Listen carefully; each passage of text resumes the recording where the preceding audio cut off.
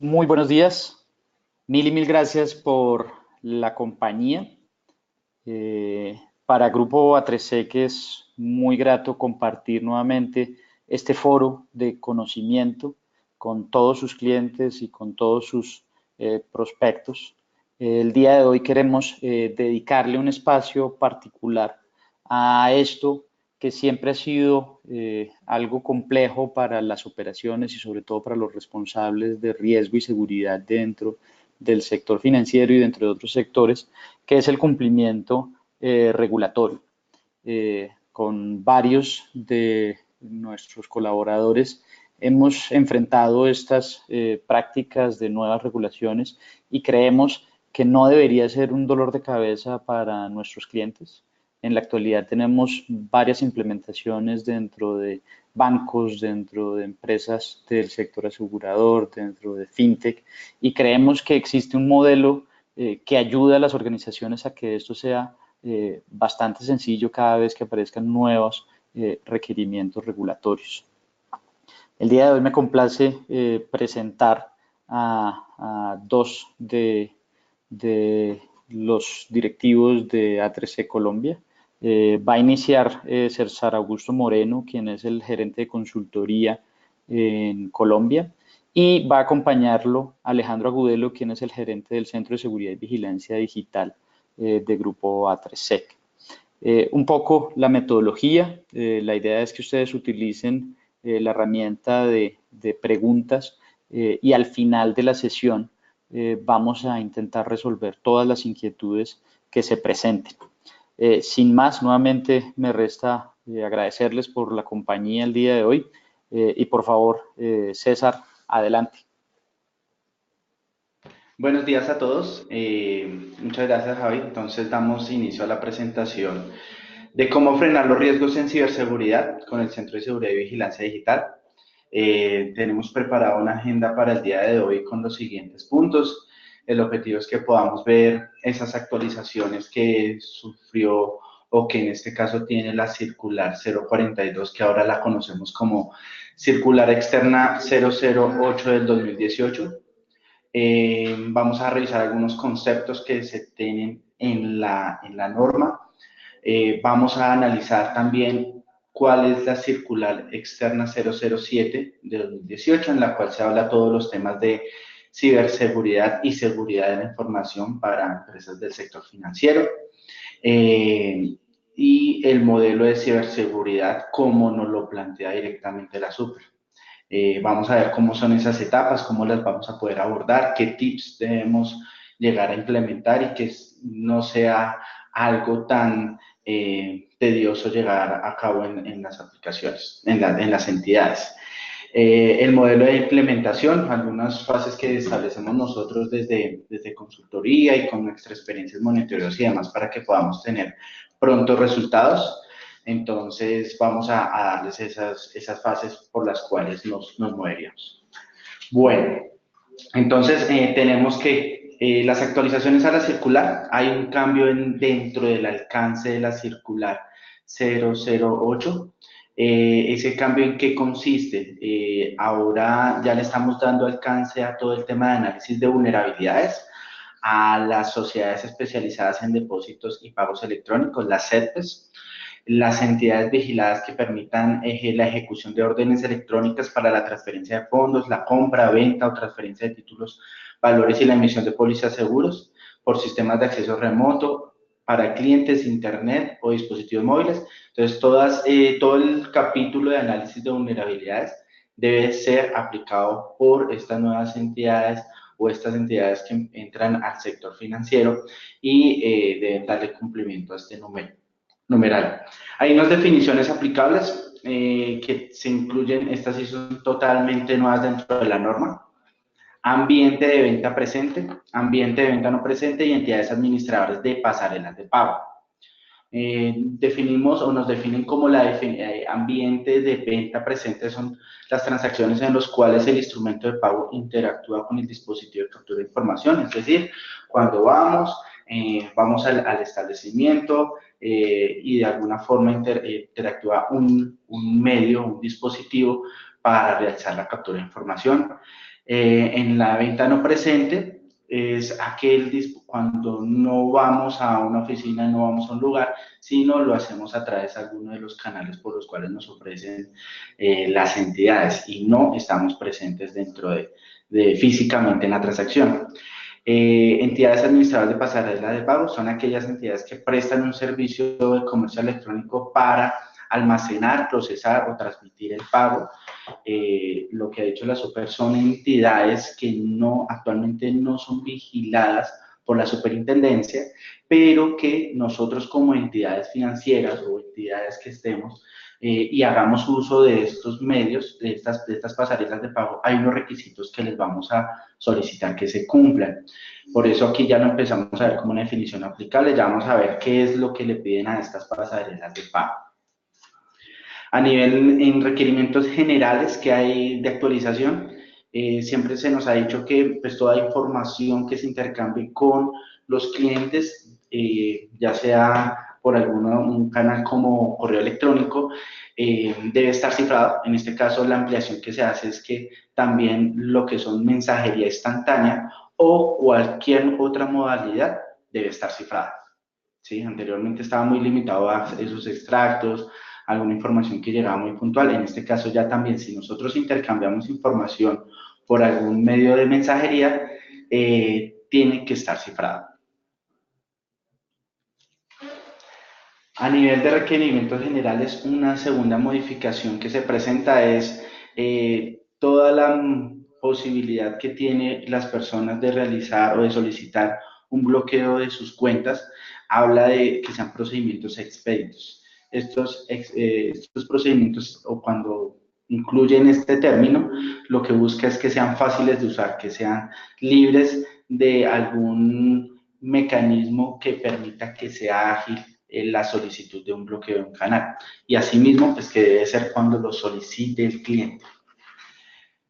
Otro requerimiento que cambió en este caso, anteriormente nos solicitaban que todos los sistemas estuvieran sincronizados con el sistema de industria y comercio. Para esta ocasión ya nos hablan del Instituto Nacional de Metrología de Colombia. Ellos tienen dispuesto un sistema para que todas las organizaciones se puedan conectar a este nuevo sistema. A nivel de oficinas, cajeros y centros de atención, en este caso se nos solicitaba anteriormente un resguardo de 8 meses para todo el tema de trazabilidad de videos, registros y demás. En este caso lo que se hizo fue una disminución de ese tiempo, del tiempo requerido para mantener las transacciones, el cual quedó en 6 meses. Banca móvil sufrió un cambio en cuanto a su definición. Anteriormente, el banca móvil nos hablaba como una banca electrónica, un canal en el cual el dispositivo móvil es utilizado para realizar operaciones y su número de líneas asociado al servicio. En este caso, ya la nueva circular nos habla también de las aplicaciones como tal que ya se construyen para funcionar desde un dispositivo móvil. Entonces le da cubrimiento ya no solo como tal a un smartphone, sino también puede ser tablet o cualquier otra aplicación que se utilice para prestar el servicio. A nivel de obligaciones específicas para tarjetas de débito y crédito, hay un cambio, una especificación particular, dado que ahorita todos nos estamos ya moviendo hacia el manejo de tarjetas virtuales. La norma especificaba unos requerimientos bastante detallados a nivel del cifrado, de cómo se debían enviar las tarjetas, cómo debería funcionar el envío de la clave de la misma, manejos de sobreflex. Entonces, ellos hacen una exclusión de estos requerimientos cuando se trate de tarjetas virtuales. El cambio, digamos, los requerimientos en este caso más grandes que se incluyeron y que se ampliaron prácticamente este nuevo capítulo es para aquellos establecimientos de crédito y administradores de sistema de pago de bajo valor que vinculen a entidades administradoras de pasarelas de pago o establecimientos de comercio que realizan actividades. en este caso nos están solicitando 7 requerimientos en los cuales como entidades debemos solicitarle ahora estas pasarelas de pago. Por un lado, está incluir en todos los contratos que se solicite la certificación PCI DSS, es una certificación requerida por las franquicias y solamente no todas las organizaciones o no todas las empresas pueden llegar a emitir esa certificación. Tienen que tener una categoría de QSA, el cual debemos validar muy bien que aquellos que emitan esa certificación la cumplan. Por otro lado, está la obligación de los establecimientos de comercio de cumplir con toda la política de tratamiento y protección de datos personales, Ley 1581 y la 1266. Está, por otra parte, los establecimientos de comercio electrónico, pasarelas de pago, debe contar con prevención y control de riesgo de lavado de activos y financiación del terrorismo, todo lo que es ARLAF. Entonces, ahí los estamos integrando en la mecánica que muchos todos conocemos dentro de la entidad y que ahora estos establecimientos deben ejecutar. También hay que desarrollar campañas informativas de medidas de seguridad para todos los compradores y los vendedores al momento de la realización de una operación de comercio electrónico. Debemos ser muy claros al que cuando la persona realiza una transacción, debemos emitirle o confirmarle cuáles son esas medidas de seguridad. Por otra parte, debemos informar que ellos deben ser muy específicos en la certificación PCI y esto debe tener una revisión anual para que se cumpla por parte de las pasarelas de pago. Bueno, ahora aquí ya vamos a ver lo que son los conceptos de la circular 007. La circular 007 tiene como objetivo definir todos los requisitos y cumplimientos a nivel de seguridad de la información y ciberseguridad, de los cuales se debe cumplir. Tenemos plazo hasta el 5 de diciembre del 2018 y es de obligatorio cumplimiento. Vamos a tener unas etapas en las cuales vamos a definir cómo es la gestión de la seguridad de la información y ciberseguridad. Y pues hay una definición conceptual de lo que es ciberespacio, ciberseguridad, que nos define en este caso la circular 007. Como activa información, entonces nos definen conocimiento de datos que tienen valor para la entidad o el individuo.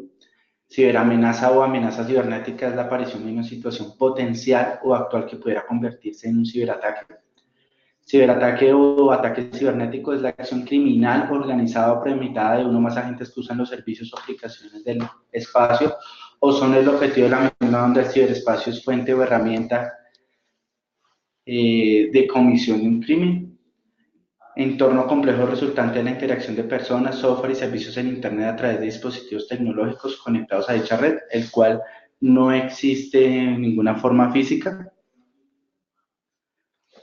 Ciberespacio, entorno complejo resultante de la interacción de personas, software y servicios en Internet a través de dispositivos tecnológicos conectados a dicha red, el cual no existe en ninguna forma física.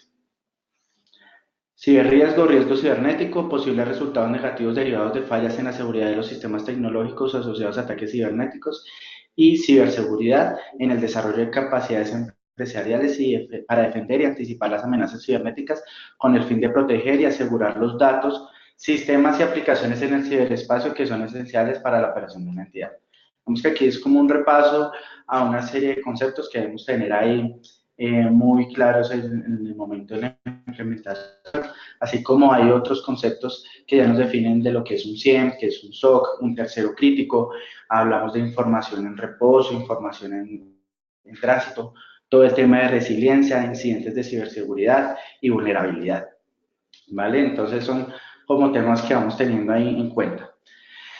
¿Cómo hemos definido que se puede llevar o cómo que se puede llegar a agrupar la circular externa 007 del 2018? Hay una parte que es de gobierno y una parte que es de gestión. La parte de gobierno incluye todo lo que son políticas a nivel organizacional, un tema de riesgos a nivel de gestión de seguridad, pues miramos que hay unos temas de cumplimiento, hay unos controles de seguridad de TI, gestión de terceros y o comunicación.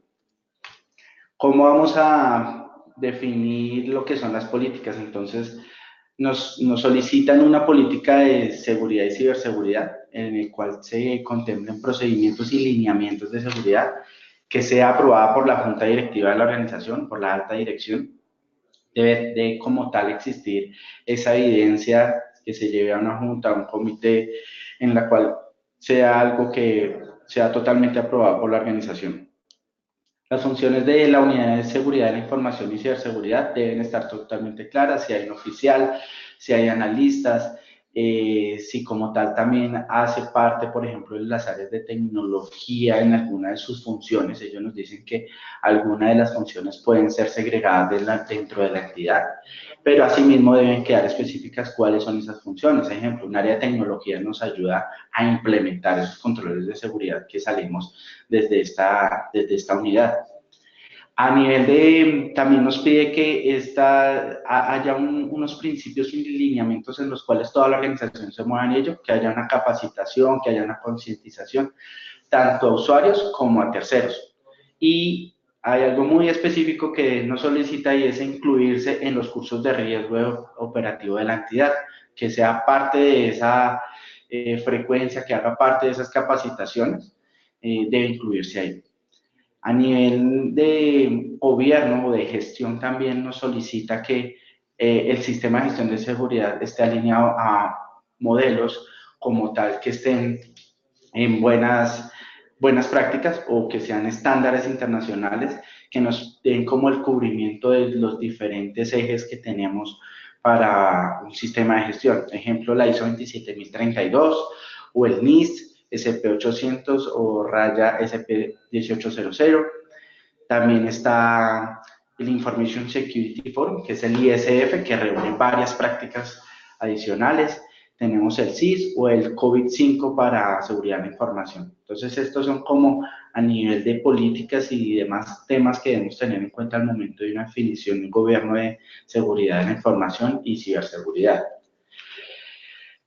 A nivel de organización, ¿qué nos piden? Bueno, que esté como tal una área de unidad de riesgos de seguridad y ciberseguridad, que esta área tenga o demuestre una gestión efectiva de la seguridad y la ciberseguridad para poderlo hacer, ¿qué podemos llevar a cabo?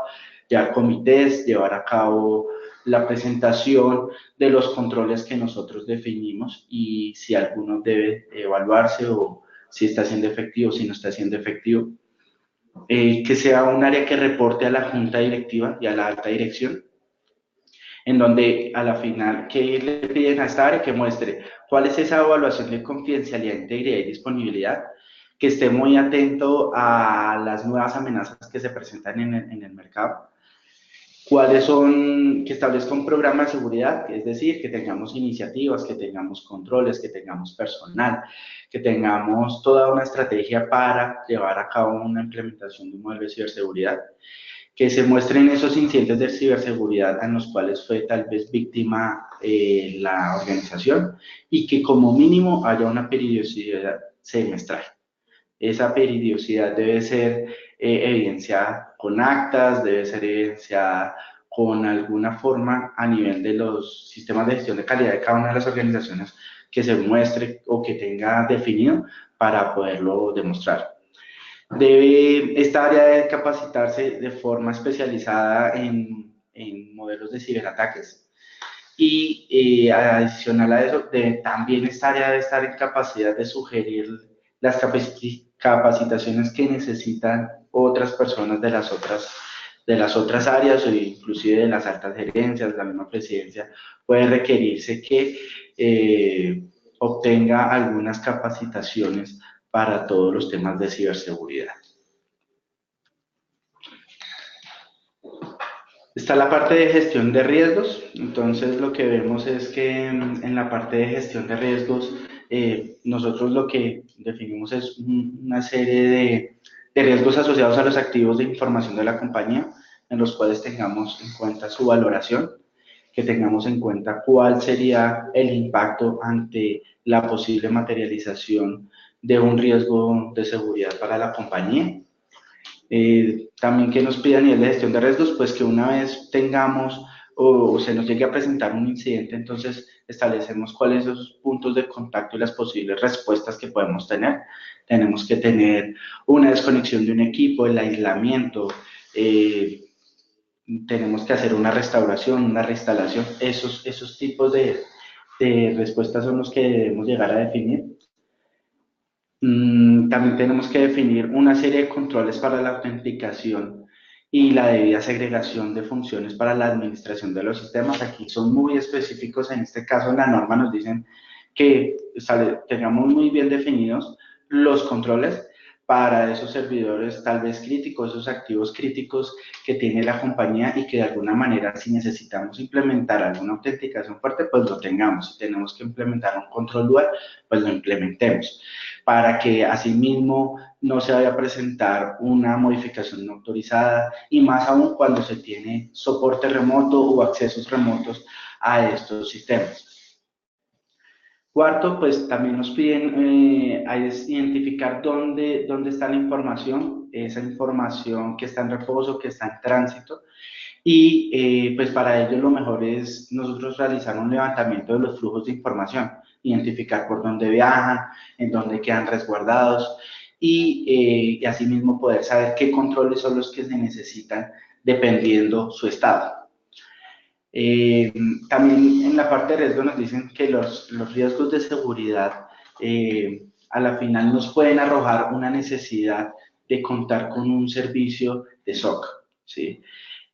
Ahí lo que entramos a definir es, bueno, qué tan necesario es un SOC, un SOC que nos alerte tempranamente ante un incidente. Para ello podríamos mirar es, realmente el tener un SOC nos da esa visibilidad que necesitamos para, sobre todo, los activos de información de la compañía y determinar si se llegase a presentar un incidente, una modificación, una fuga de información, un cambio no autorizado y poder tener una respuesta y tomar acciones oportunas.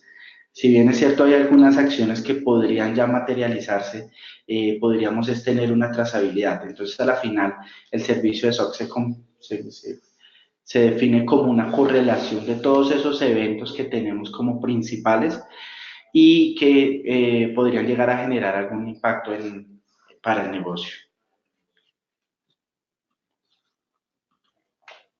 A nivel de cumplimiento, ¿qué es lo que nos dice a nivel de cumplimiento? Pues nos dice que debemos cumplir con la circular 008, que ya ahorita anteriormente veíamos cuáles eran esos campos principales, y que si esta unidad, la unidad definida para administrar los riesgos de seguridad y ciberseguridad, también debe cumplir con el cumplimiento de algunos requerimientos de seguridad definidos en esta circular, también se haga. Entonces, debemos ser muy juiciosos y muy estrictos en el cumplimiento tanto de la 007 como en la 008 e inclusive si esta unidad tiene que cumplirlo.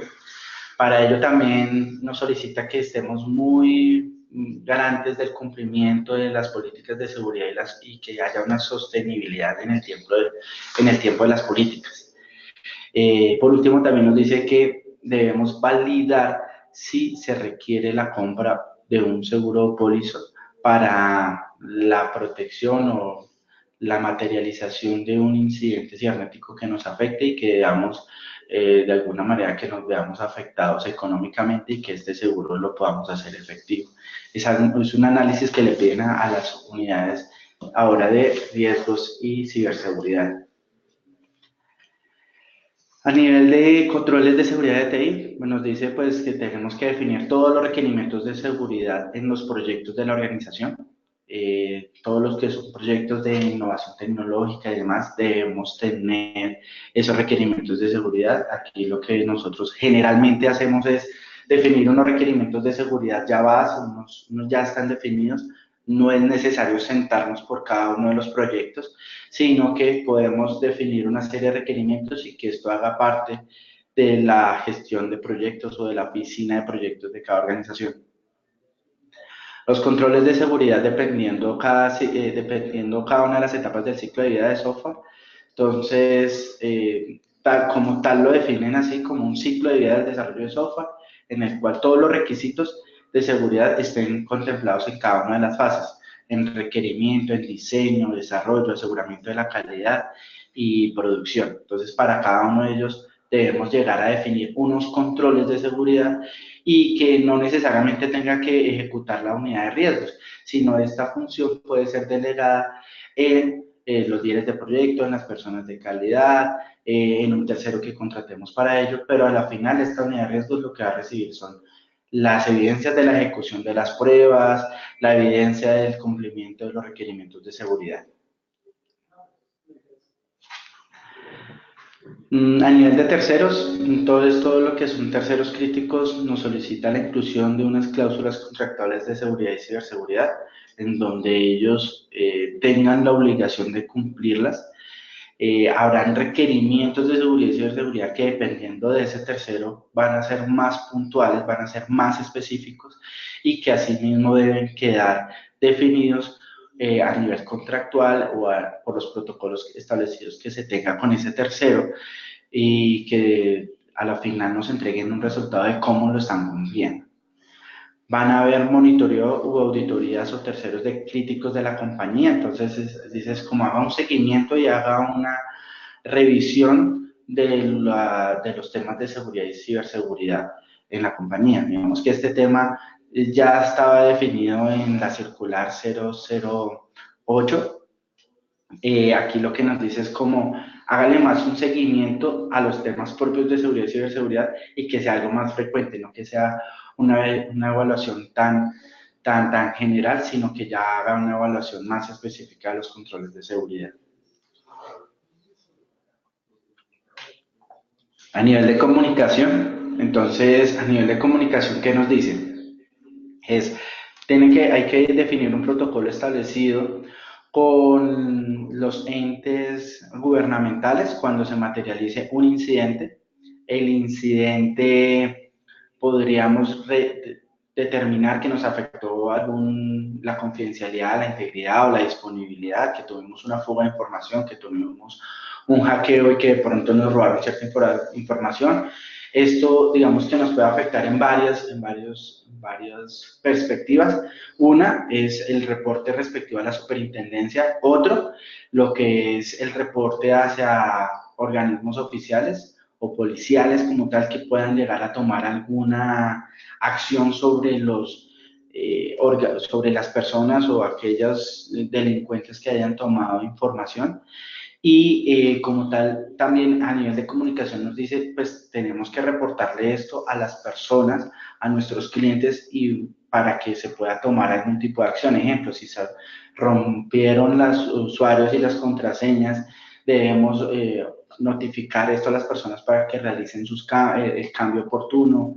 Si de pronto alguna información se llegó a ver afectada, las personas deben estar enterados y obviamente para esto debemos estar preparados para establecer los mecanismos en que les vamos a notificar y qué acciones vamos a poder tomar. Aquí ya viene la etapa de modelo de ciberseguridad. ¿Qué nos dicen dentro del modelo de ciberseguridad? Para lo que es la superintendencia, ellos lo definen en 4 etapas. Esas etapas buscan cómo yo a la final sigo gestionando, digamos que lo que ahorita veíamos es un tema de gobierno, políticas, seguros, cumplimiento, análisis de riesgos, que nos definen, todo se podría llegar a definir en una primera etapa. En este caso ya nos dice, mire, ¿cómo podemos llegar a gestionar la ciberseguridad o qué es lo mínimo que como superintendencia esperamos?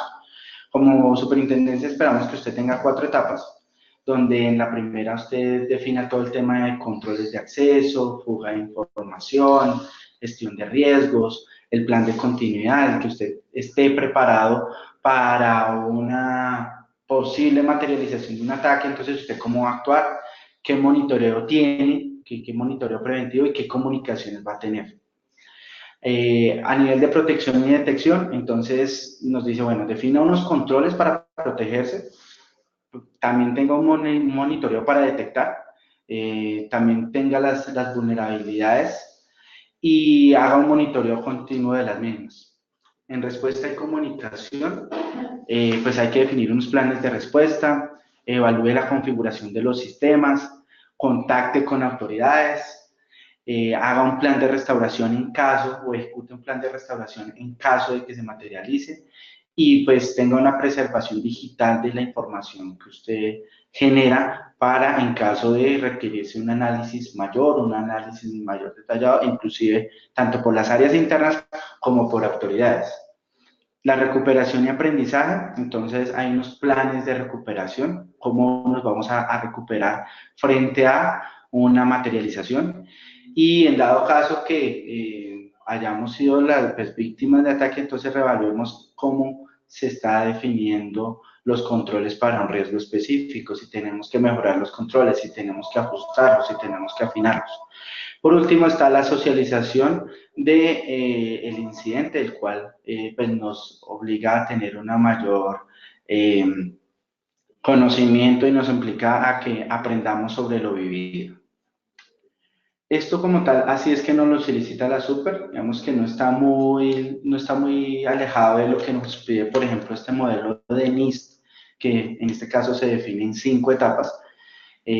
Básicamente, pues está un poco, NIST lo que nos pide es arrancando como desde una gestión de activos, que lo que vemos es esta identificación de activos, entendimiento de negocio, gobierno, es lo que se cubre como a nivel general en la norma, que era lo que veíamos anteriormente. Aquí ya en prevención arrancamos es como todo el tema de la protección, la sensibilización, la comunicación. Entonces, viéndolo con respecto a NIS, prácticamente la prevención dentro del modelo de la Super lo estamos viendo como en la segunda fase del modelo de NIS. NIS también tiene una etapa aparte que es todo el tema de detección, entonces la protección y detección para la Super está en una sola y para el modelo de NIS estaría independiente. A nivel de respuesta, entonces sí están, digamos que en esta parte sí está muy alineado tanto la respuesta y comunicación como la recuperación. En este caso, la diferencia está en que en NIS se define como el tema de comunicaciones ya es en la última etapa, mientras que aquí en el modelo definido por la Super ya lo tenemos definido desde la etapa de respuesta y comunicación. Esto es como para que tuviéramos un punto de comparación entre el modelo de la Super y el modelo de la NIS. Nosotros en A3E contamos con un modelo que se llama de seguridad adaptativa. ¿Qué hacemos nosotros? Para establecerlo prácticamente en 4 fases. Estas 4 fases finalmente lo que nos da es unos resultados más rápidos, de mayor gestión, en los cuales nos podemos concentrar mucho más rápido. Y pues arrancamos con todo el tema de la evaluación de vulnerabilidades a lo que estamos expuestos. Tenemos un tema de una etapa preventiva en la cual hacemos el endurecimiento, el aislamiento, los ataques preventivos, sino que en este caso lo preventivo ya va a ir muy enfocado hacia aquello que ya tenemos identificado como una vulnerabilidad. No vamos a tener que hacer un desgaste en definir una serie de requerimientos y ahí se implementar, sino vamos a trabajar sobre aquellos puntos críticos que tenemos identificados. Sigue la detección, entonces empezamos a revisar qué es, cómo funciona todo el tema de la detección de un incidente, nos vulneraron, nos atacaron, estamos viendo comportamiento sospechoso, hacemos una priorización del incidente y por último está la respuesta, que es hacer toda la remediación. En la remediación pues podemos decir que también están los cambios que se requieren en la plataforma, las estrategias de recuperación que tenemos, y por último estaría todo el tema como en la preservación digital, que es lo que finalmente utilizamos para tener toda la trazabilidad de cuál fue el impacto. Todo esto se soporta en un monitoreo y análisis continuo que hacemos. Las etapas que hablábamos ahorita de seguridad y ciberseguridad, aquí están como los grandes elementos que a la final tenemos que definir en las organizaciones para darle cumplimiento a cada una de esas etapas. Cada una de esas etapas no está muy alejado de un modelo de seguridad que ya conocemos, que ya manejamos. En la primera etapa nos solicita que se definan controles de accesos lógicos, físicos y procedimentales, lo cual es fundamental, es uno de los resultados que tenemos cuando hacemos una gestión de accesos y cuando a su vez definimos una matriz de accesos definidas en la organización, ya sea con un sistema automatizado, con algún sistema manual y que finalmente lo ejecutamos, estamos dándole cumplimiento a este control. Nos piden controles puntuales de fuga de información, que hayan políticas, procedimientos. ¿Cómo podemos, de dónde sale todo el tema de fuga de información o cuándo consideramos que hay una fuga de información? Cuando hago una gestión de activos. Esta gestión de activos a la final me entrega lo que es una clasificación de información, unos controles técnicos para las entradas y salidas. Si yo tengo clasificada mi información, puedo llegar a tomar ciertos controles o llegar a definirlos para poder prevenir esos posibles incidentes de fugas de información. Nos habla de identificar los riesgos cibernéticos. Aquí lo que nosotros decimos es, debemos de identificar los principales riesgos de seguridad asociados a cada uno de los activos de información. Diferente es cuando hablamos de riesgos de seguridad en el negocio, pero aquí estamos hablando de riesgos cibernéticos en los cuales podríamos manejar una serie de riesgos estándar o riesgos transversales en los cuales, por ejemplo, nosotros aquí en Atresec llevamos siempre un modelo de 7 riesgos, software malicioso, cambios no autorizados y cada uno con sus propias amenazas. Deberíamos siempre movernos sobre pocos riesgos para que sean totalmente administrables y gestionables. A veces encuentra uno que se establecen 40, 50 o 70 riesgos de seguridad, los cuales llevarlos a un modelo de gestión, a un modelo de administración, nos cuesta bastante y hacemos esfuerzos tal vez en riesgos que de pronto no son tan críticos para la organización y que de alguna manera podemos agrupar. Ahí a nivel de prevención lo que nos dice entonces, defina un plan de continuidad, eso es la seguridad en la continuidad del negocio y que a su vez esos escenarios de posibles ataques sean incluidos dentro de los BCPs. Muy seguramente tendremos áreas donde seguridad de la información también tiene continuidad o si no lo tenemos, pues nos obliga a hacer una alineación entre lo que es el plan de continuidad y que se incluya específicamente los escenarios de las posibles amenazas de ciberataques a los cuales se puede enfrentar la organización y qué se va a hacer. A su vez, hay que probar. Ellos nos dicen, usted tiene que hacer pruebas con escenarios de seguridad y ciberseguridad dentro de los planes de continuidad del negocio. A nivel de monitoreo, entonces nos dice, pues usted tiene que tener una correlación de los eventos principales de seguridad. Esa correlación nos lleva a ver cuáles son esas fuentes importantes y que podamos tener una rápida reacción o una rápida escalabilidad con todos los sistemas o todas las áreas de la organización a las cuales pueden llegar a tomar algún tipo de acción. A nivel de comunicación nos dice, pues en modo preventivo, pues usted debe establecer unas campañas de seguridad, unas sensibilizaciones y también debe tener el contacto oportuno con autoridades.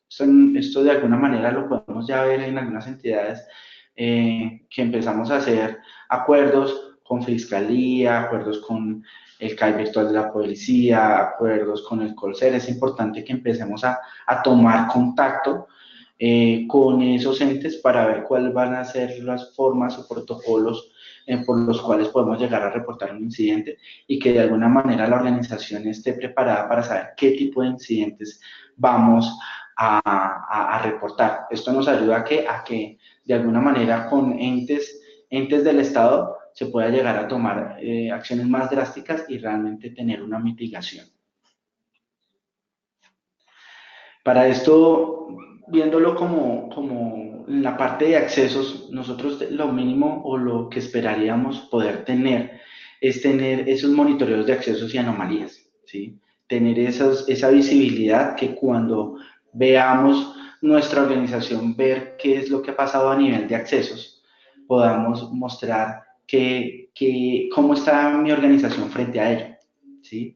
Mi organización, por ejemplo, aquí podemos ver un ejemplo, tenemos cuentas bloqueadas 22, tenemos cuentas de usuarios sin login, tenemos una serie de eventos donde podemos decir cuáles cuentas se han deshabilitado, no se han habilitado, si de pronto se bloquearon por intentos, cuáles cuentas no han expirado por contraseña, cuáles son, desde dónde nos están intentando acceder. En la parte, en la esquina inferior, podemos ver un mapa donde nos dice cuáles son esos intentos de acceso que estamos teniendo y que nos represente una ubicación tal vez sospechosa. Por ejemplo, si vemos toda la parte de China, la parte de Asia, entonces ya nos empieza a dar una indicación de algo anormal en nuestros sistemas y que están intentando acceder.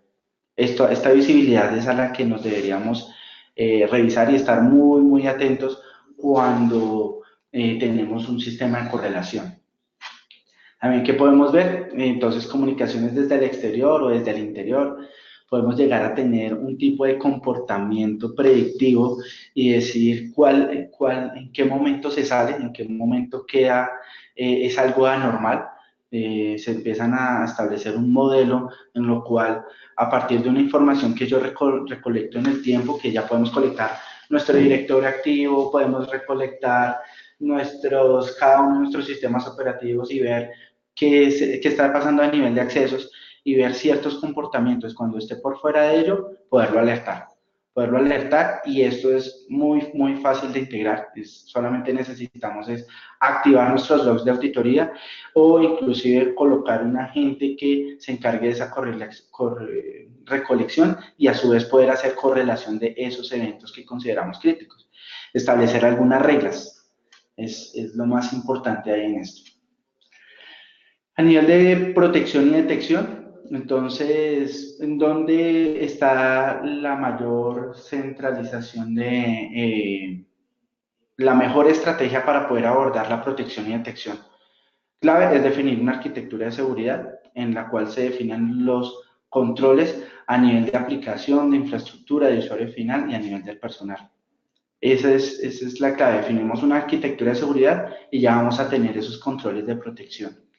A nivel de monitoreo, lo que nos están diciendo es, esté alerta, monitoree, identifique lo principal, defina unos planes de respuesta. Entonces aquí podemos tener una identificación de esos eventos de seguridad y lo mismo, tenemos que activar o ciertos logs, tenemos que colocar algunas herramientas de tipo perimetral y que a su vez la podamos integrar con los sistemas de monitoreo. A nivel de vulnerabilidades, debe ser algo constante, debe ser algo que permanezca en el tiempo. Es algo como que nosotros aquí, por ejemplo, lo definimos como una superficie de ataque, en la cual esa superficie de ataque nos dice a qué estamos expuestos, qué posibles remediaciones y si estoy con eso, conviviendo con eso, que generalmente nos pasa eso, y es dejamos abiertas muchas vulnerabilidades o vamos sumando, y esa suma nos empieza a subir el nivel de riesgo. ¿Cómo podemos verlo? Nosotros podemos tener un dashboard en el cual podamos ver esa cantidad de vulnerabilidades altas, medias o bajas, ¿sí? Desde dónde se está generando esa materialización, dónde las tengo. Si tengo geográficamente separados algunos sistemas, ver cuáles de pronto esos sistemas están siendo o son más vulnerables y qué tipo de acción. El manejar este tipo de indicadores nos ayuda, por ejemplo, a ver qué tan rápido estamos siendo en la remediación. Por ejemplo, aquí tenemos un promedio de remediación que está en 92 días. Y hay una recurrencia de vulnerabilidades, hay 303 vulnerabilidades que son recurrentes en todos los sistemas. Es un indicador que podríamos apuntarle y cerrar esas vulnerabilidades principales sobre las cuales debiéramos trabajar y rápidamente dar resultados para que no nos veamos afectados por una vulnerabilidad. Las etapas ya por lo último, las dos etapas que nos pide es respuesta y comunicación, recuperación y aprendizaje. Entonces, a nivel de respuesta y comunicación, es toda la gestión de incidentes de seguridad, la de establecer un plan de respuesta, establecer los estándares de seguridad y que cuando nos veamos afectados por un ataque, establezcamos cómo vamos o cómo quedó la configuración o cómo quedó el sistema después de sufrir el ataque. Básicamente, nos cambiaron el sistema, nos cambiaron la configuración, perdimos reglas, perdimos datos. Esos lineamientos a unos estándares de seguridad nos podría dar esa visibilidad. La gestión de incidentes también nos dice, bueno, también establezca un contacto con las autoridades en caso de que ya se haya visto materializado, cómo va a restaurar la información con las estrategias de respaldo y la preservación digital. ¿Sí? Importante eso porque la preservación digital nos va a garantizar o nos va a intentar ayudar en tener una tranquilidad del dato y que si tenemos algún caso al interior nos pueda dar la certeza de quién sucedió, qué sucedió y que a su vez no haya sido alterada esta información. A nivel de recuperación y aprendizaje, entonces nos dice el plan de continuidad, verifique que lo tenga, que se pruebe y que esté definido, que los sistemas sean resilientes. Haga una reevaluación del riesgo, en caso de ser necesario, pues debemos definir unos nuevos controles para los riesgos de seguridad y en dado caso que los controles hayan sido ineficientes y que como tal no hayan sido tan efectivos, entonces debemos, en esta etapa, debemos reevaluar eso, debemos evaluarlos si nos toca mejorarlos o implementar algunos nuevos.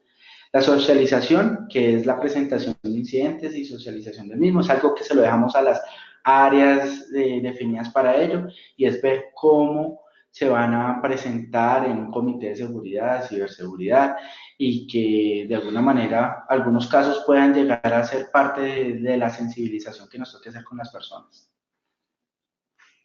¿Cómo podríamos aquí, por ejemplo, ver en un monitoreo de configuración? Aquí podemos ver las redes de una organización en los cuales están abiertos ciertos puertos, ciertos protocolos, algunas configuraciones, por ejemplo, de Apache, en las cuales decimos estos parámetros son totalmente inseguros y esto a la final nos dice cómo estamos a nivel de configuración y en cuáles deberíamos trabajar.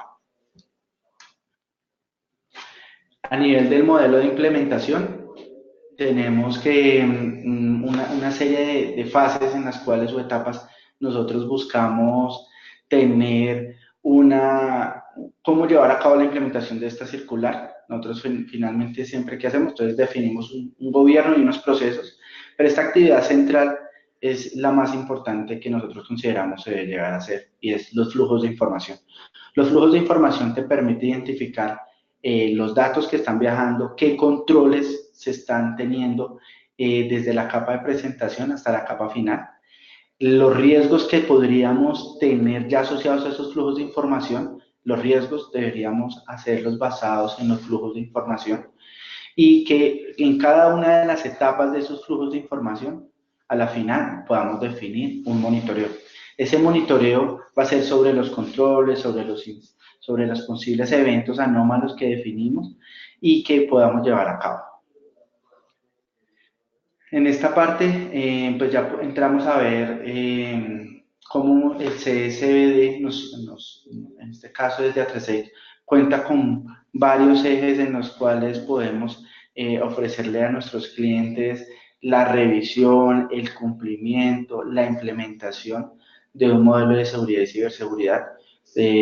Necesariamente vamos a ver que nosotros podemos mostrar esos resultados, esas necesidades a las cuales se enfrenta la organización y que podamos ver cómo es el estado de seguridad frente a una normativa como la circular 008 y que podamos de alguna manera llevar a cabo inclusive la implementación de esos controles. Por aquí le voy a dar paso a Alejandro, el cual rápidamente nos va a mostrar ya finalmente cómo desde el CSBD podemos ver esa integración o esa sinergia entre lo que es un monitoreo y la definición de una circular. Perfecto, muchas gracias César. Mucho gusto, mi nombre es Alejandro Godelo, soy el gerente del Centro de Seguridad y Vigilancia Digital y de una manera aquí como muy específica, muy corta, ya que no tenemos mucho tiempo, voy a mostrarle como el Centro de Seguridad y Vigilancia Digital tiene ya definidos unos casos de usos bien interesantes con los cuales podemos dar cumplimiento a todo lo que nos estaba diciendo César, pero por otro lado, adaptable a diferentes cambios que tengamos con respecto a cumplimiento, a no solo cubrir esta que estamos viendo hoy, sino que tener un modelo de seguridad que sea más enfocado a que realmente estemos seguros al dato, ya sea un enfoque de infraestructura o dependiendo el modelo que se quiera definir. Pero entonces, definitivamente lo más importante va a ser definir muy bien cuáles van a ser esas capas que vamos a estar integrando y eh, cómo las vamos a estar integrando. Veíamos una parte muy importante que era los accesos y obviamente a las plataformas con las cuales nosotros estamos monitoreando va a ser muy importante tener autenticaciones fuertes. Nosotros tenemos integraciones con estas autenticaciones fuertes eh, como la que tenemos en este momento y en la cual tenemos un doble factor de autenticación. Vamos aquí a mostrarles cómo podría funcionar esto. Acá tenemos diferentes opciones con las cuales podríamos autorizar esa autenticación, teniendo ahí los dos factores, una cosa que sé, que era la contraseña, y algo que tengo, que va a ser un token enviado a mi celular. Digamos que ahí en este momento la idea sería que yo les mostrara la pantalla de mi celular, pero la aplicación tiene diferentes bloqueos que no me dejan transmitirla. Ahí en este momento ya tengo la autenticación de doble factor, en la cual ya estoy teniendo, digamos, esos dos factores importantes. ¿Qué va a ser importante dentro de toda esta gestión que se tiene dentro del Centro de Seguridad y Vigilancia Digital y dentro de la plataforma en la cual nosotros nos apoyamos para todos estos cumplimientos? Vemos una plataforma aquí enfocada a seguridad totalmente, en la cual estamos viendo que podemos integrar no solo diferentes alertamientos de casos de ataques conocidos, casos de ataques con los cuales nosotros podemos decir pasó algo y luego pasó otra cosa, que van a estar definidos como unos casos determinísticos y en los cuales yo puedo definir cuál va a ser mi respuesta a este incidente, convirtiendo el Splunk en una plataforma no solo de seguridad, sino también de orquestación, digamos, a lo largo de toda la organización, donde tengo la detección, tengo los logs, tengo este plan de respuesta a incidentes en los cuales yo puedo definir los pasos como los quiera definir. Y por otro lado, esa respuesta adaptativa donde yo puedo hacer diferentes acciones, donde voy a tener, ya dependiendo de la madurez de cada una de las organizaciones, las diferentes respuestas que mi plataforma y mi infraestructura me dejen hacer. ¿Qué puedo hacer? Puedo hacer bloqueos de tráfico, poner hosts en cuarentena, hasta poner una aplicación custom en la cual yo quiera ordenar una pizza, ¿sí? ¿Qué va a ser muy importante dentro de toda esta identificación? Es que yo tengo esa identificación de los activos muy bien. Y con respecto a esto tengo los diferentes, digamos, eh, temas que tendría relacionados contra cada uno de los hosts. Y con respecto a eso voy a enriquecer toda la data para hacer las correlaciones dentro de mi organización. Si, por ejemplo, lo que estoy diciendo es que voy a enfocarme mucho a PCI, entonces mi host que estoy enriqueciendo debería decir, hey, este host tiene información de tarjetas de crédito, por lo tanto tendría que ser PCI, debería de tener un antivirus, debería tener updates, y si no está haciendo updates me debería saltar una alarma. Para esto se tienen diferentes correlaciones. Y esas correlaciones, ¿qué es lo que van a hacer? Van a ser un modificador del riesgo dentro de los diferentes activos. Para esto se hace una investigación con respecto a cada uno de los activos, verificando en qué momento se han ocurrido ataques, en qué momento se han evidenciado cambios o dónde se han tenido autenticaciones y demás. ¿Esto en qué se va a reflejar? En cómo ustedes ven el nivel de riesgo que va a tener el activo. Pero ¿qué va a ser importantísimo con respecto a todo lo que tenemos que tener en cuenta para monitorear?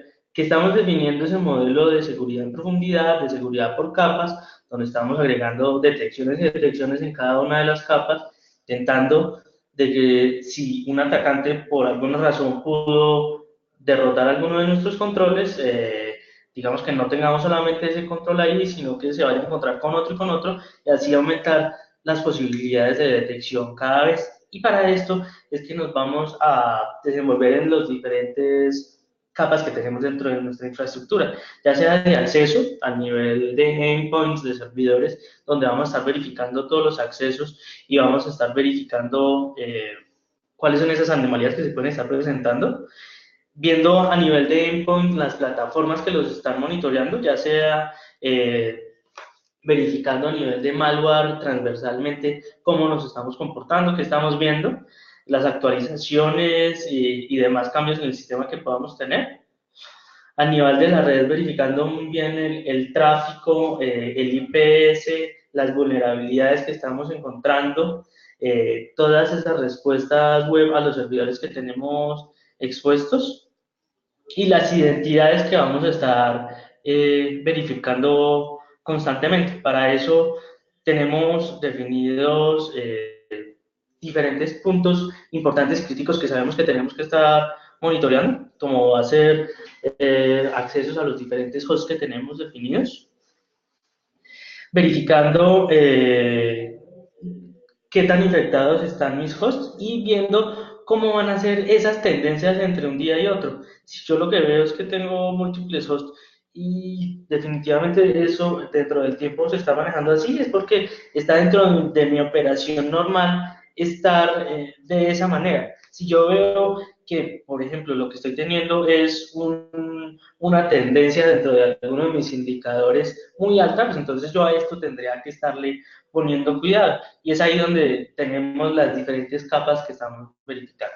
A esto, ¿qué va a ser importante aplicarle? Por un lado, esas detecciones determinísticas que estábamos hablando, esas de las que hemos hablado todos estos años y siempre, que va a ser si tengo cierto número de intentos de autenticación fallidas por SSH, por ejemplo, y luego tengo un intento exitoso, para mí eso tendría que ser un modificador del riesgo y yo tendría que poner mucho cuidado en esto, por lo tanto aumentaría el riesgo, pero también va a ser importante aplicar toda esta serie de detecciones que ya van a ser estadísticas de Machine Learning, en los cuales yo voy a estar verificando patrones y caracterizando mis hosts, diciendo, hey, para este host, yo la operación normal la tengo definida así, pero si se me sale de los patrones, tengo que tener un alertamiento.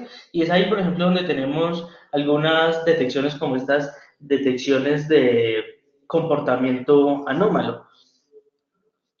O, por otro lado, si estamos viendo que están entrando a una máquina desde dos sitios diferentes y definitivamente entre un sitio y el otro sitio tengo una distancia, como es el caso acá de 1344, para que se haya hecho esa autenticación en un tiempo tan corto, la velocidad de la persona que se está autenticando tendría que ser esta, que es gigantesca y obviamente pues no es posible. Todo esto se tiene que meter dentro de ese modelo de seguridad y empezarlo a identificar. En esto es que apoya el Centro de Seguridad y Vigilancia Digital y muy enfocado también a esa alimentación de todas de las diferentes matrices de riesgos y de efectividad de los controles. Como nos decía César, que va a ser importante para nosotros estar verificando, por ejemplo, dentro del firewall. Va a ser muy importante si yo tengo definido dentro de mi arquitectura de seguridad que entre una interfaz y otra solamente pueden ir ciertos puertos aceptados. Yo tendría que estar modificando el firewall, qué está dejando pasar, y si está dejando pasar algo que yo tengo definido dentro de mi arquitectura de seguridad que no, debería levantar un incidente e ir a verificar por qué está pasando esto, ¿sí? Todas estas verificaciones dentro de los cambios, por ejemplo, de grupos de director activo, accesos y demás, tengo que estarlas yo identificando al instante. Y si hay algo que yo no tenga definido dentro de mi modelo de seguridad, lo debería alertar y darle tratamiento correspondiente según mi respuesta a incidentes. Digamos que principalmente es así como podríamos nosotros apoyar la operación. No sé si tengan inquietudes.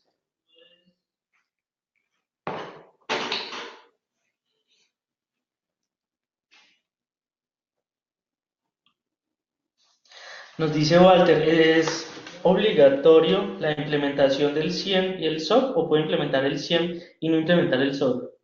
Walter, ahí como tal no es obligatorio, lo que nos dicen es hay que hacer un análisis frente de riesgo y determinar la necesidad de contar con un servicio de ellos.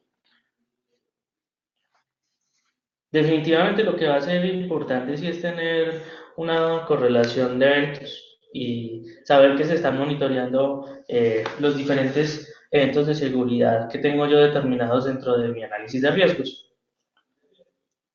Ya, si se tiene un grupo interno que se sabe que va a ser suficiente para hacer todas estas revisiones, pues se puede dejar al interior, pero por lo general uno cuando va a tener una correlación, en un inicio puede tener algo así como 50.000, 80.000 alarmas diarias y es un tema que va a necesitar muchísima gestión, muchísima maduración y digamos que esa es nuestra gran, digamos, promesa de valor, de esa expertise que se tiene dentro de la organización con respecto a la correlación para llegar a un nivel de madurez mucho más rápido.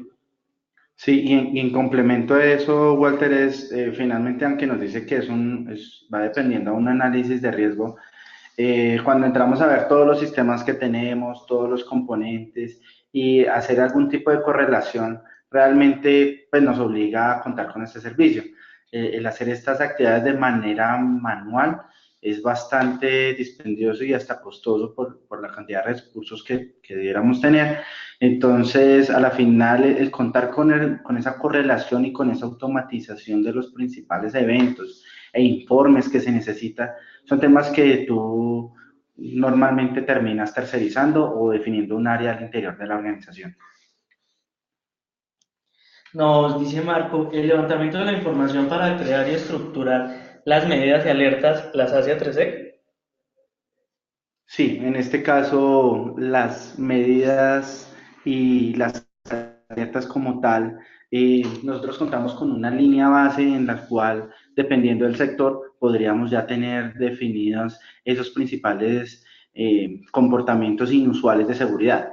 Entonces, en temas de acceso, fácilmente ya tenemos unas reglas que tenemos a disposición de los clientes y poderlas mostrar y que rápidamente podamos mostrar resultados. Cuando hablamos de rápidamente, básicamente es saber con qué sistemas de autenticación contamos y que básicamente en la primera semana ya tengamos excelentes resultados de ver malas prácticas, de ver tal vez conexiones no autorizadas, usuarios compartidos, usuarios genéricos, temas administrativos que se estén desarrollando mal o que más bien de alguna práctica inadecuada que se esté llevando y que vaya en contravía de la reglamentación.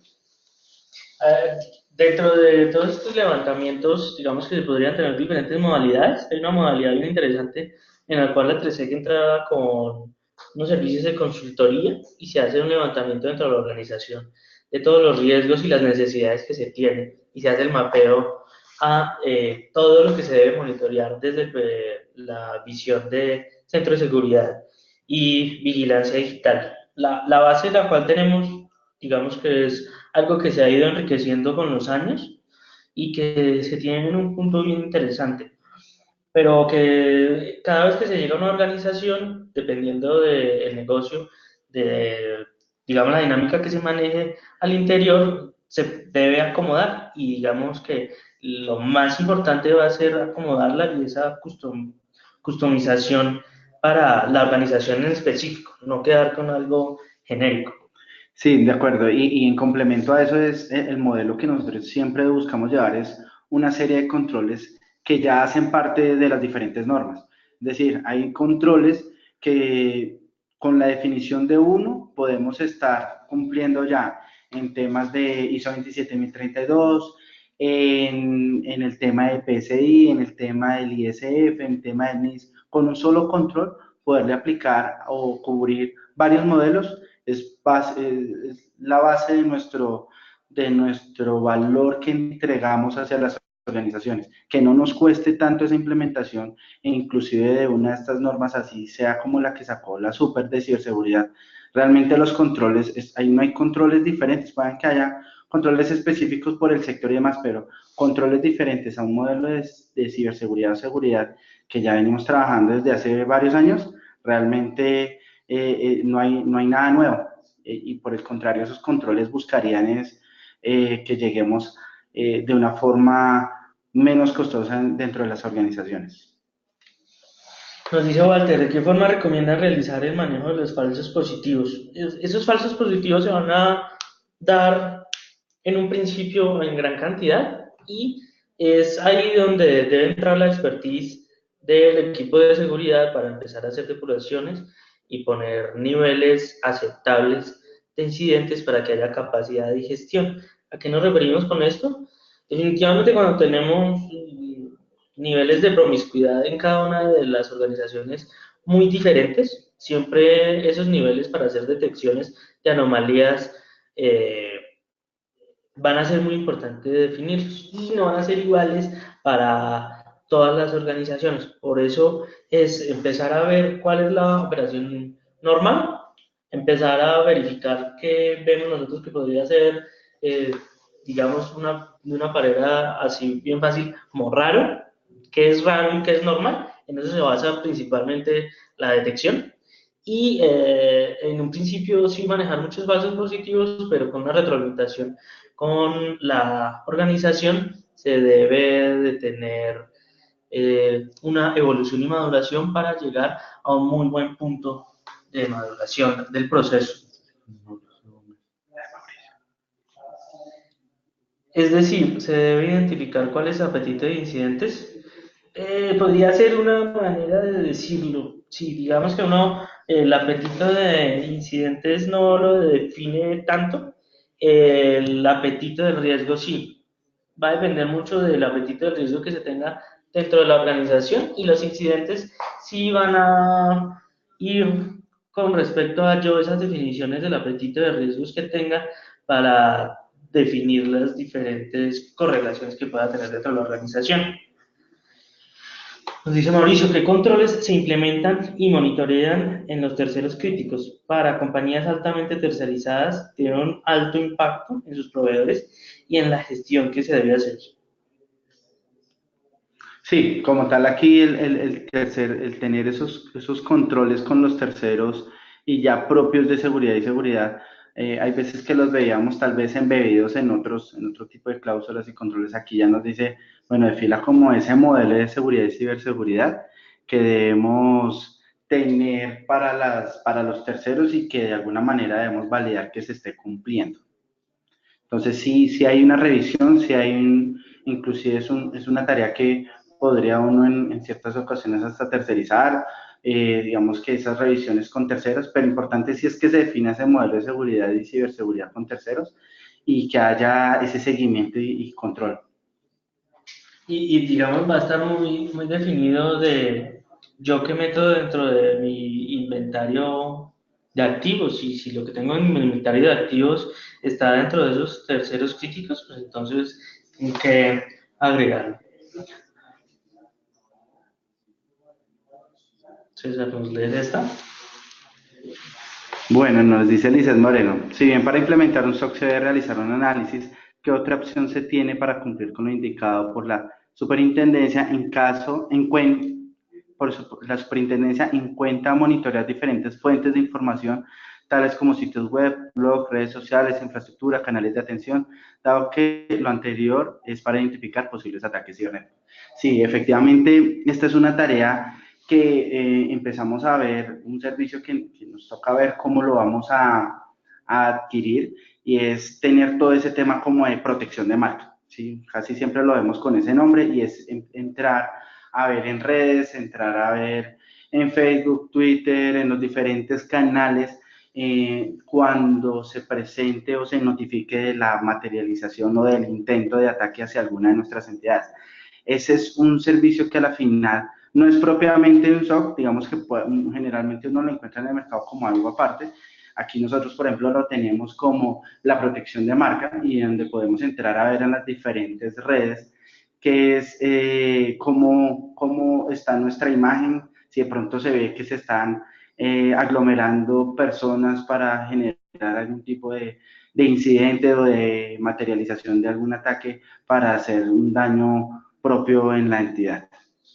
Dentro del servicio de superficie de ataque que les comentaba César, se tiene un componente en el cual se está extrayendo información de fuentes abiertas y se tienen diferentes filtros que van muy enfocados a los clientes que adquieren este servicio. Entonces, si la empresa que está adquiriendo es la empresa ACME, empezamos a verificar dentro de diferentes sitios o SIM que se tiene muy enfocado a Pastel Beans, a GIFs que estén públicos, a Google, ¿sí? Donde estamos verificando qué vulnerabilidades pueden estar siendo expuestas por ahí o qué información de la organización puede estar siendo expuesta.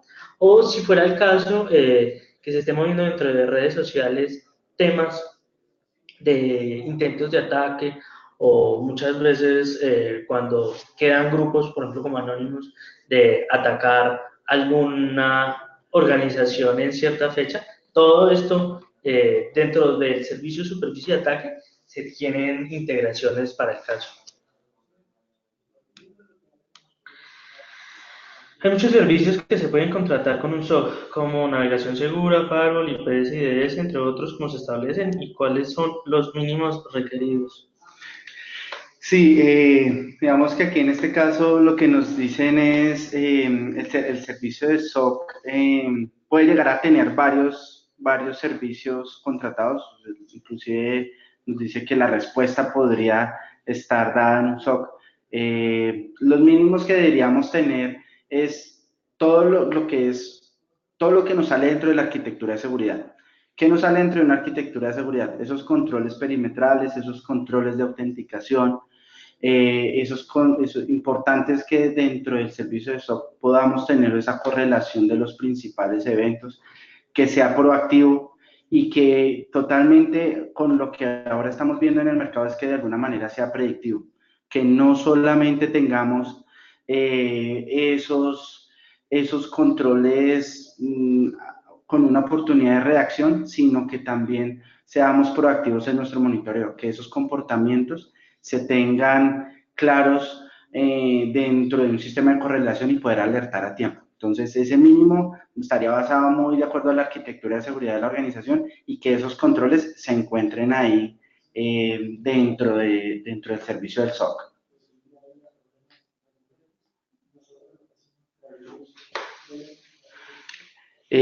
Bueno, ya la última pregunta que tenemos es la de Jairo Márquez, que nos dice que si esta presentación es posible de obtenerla. Claro que sí, a través de nuestros contactos comerciales se las podemos hacer llegar.